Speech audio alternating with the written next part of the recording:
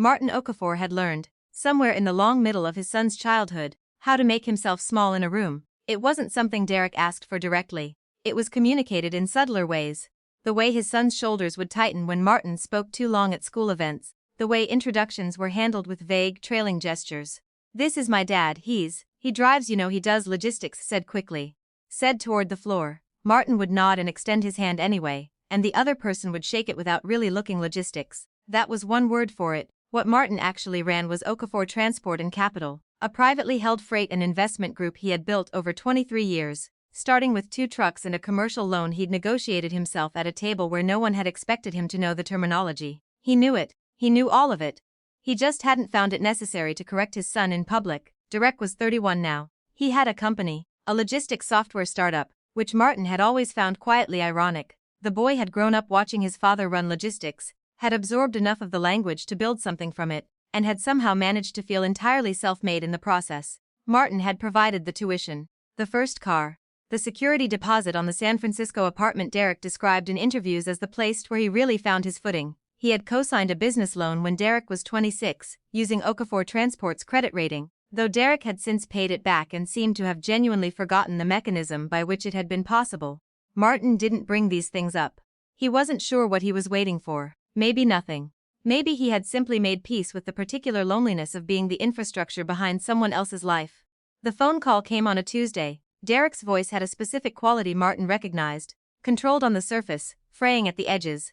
His company, VelaTrack, had been in final negotiations with a venture firm for 8 weeks. The deal had collapsed the previous afternoon. A competitor had moved faster. His board was meeting Friday. Without a new funding commitment by then, they would have to restructure, lay off 40 people, possibly fold. "I need an introduction," Derek said. "Someone who can move fast. You know people, right, in logistics?"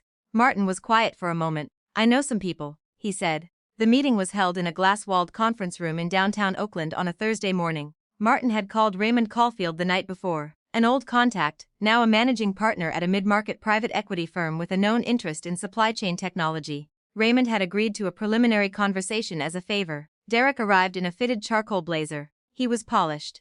He was genuinely impressive when he needed to be.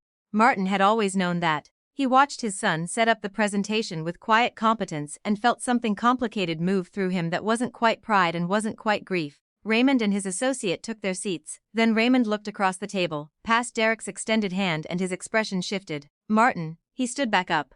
"I didn't know, Derek, is this your father?" The room changed in the way that rooms do when a fact rearranges itself. Derek turned. "Yeah," he said carefully, "Yes, I've been trying to get a meeting with your father for 2 years. Raymond said it without performance. The way people state things that simply happen to be true.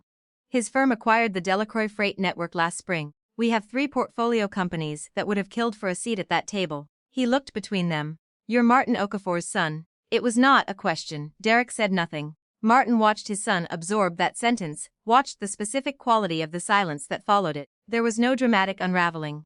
Derek was too composed for that. But something behind his eyes shifted, recalculated, landed somewhere Martin couldn't fully read. "Small world," Martin said, and reached for the water pitcher. The meeting ran 90 minutes. Raymond's associate pulled up VelaTrack's deck and asked serious questions. Martin answered 3 of them, not because Derek couldn't, but because Raymond directed them at him by instinct.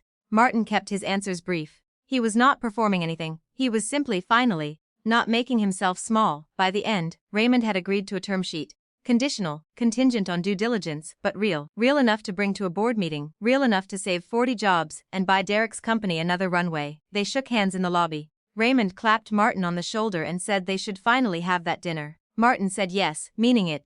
Derek walked beside him toward the parking structure without speaking for almost a full minute. Then, "You never told me." Martin considered the question longer than Derek probably expected. "You never asked," he finally said. It wasn't an accusation. It was simply the truth. Stated without weight, left where it landed. They reached Martin's car. It was a sensible gray sedan. Not what someone might picture if they knew the balance sheets behind it. Martin had never felt the need to signal anything with what he drove. He unlocked it and opened the door. "Thank you," Derek said. He said it the way people say things when they're not sure yet what they're thanking someone for. Martin nodded once. Got in. Pulled out of the structure into the gray Oakland morning. He did not stay for dinner.